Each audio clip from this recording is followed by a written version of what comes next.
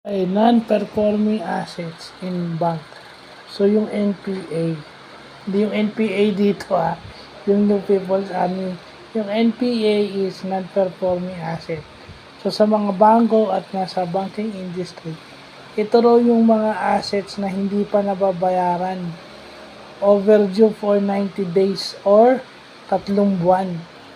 So, pag overdue, pag 90 days o 3 buwan na siya hindi nababayaran, ang tawag doon is non-performing asset or hindi kumikita, di ba?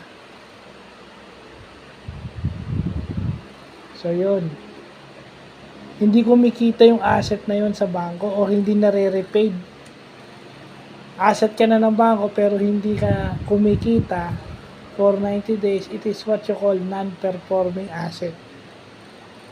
So, yun. Yun yung alam natin, yun yung mga bagong natututunan natin. Or, ito yung na-discuss sa amin sa graduate school, yung non-performing asset. Isa yan sa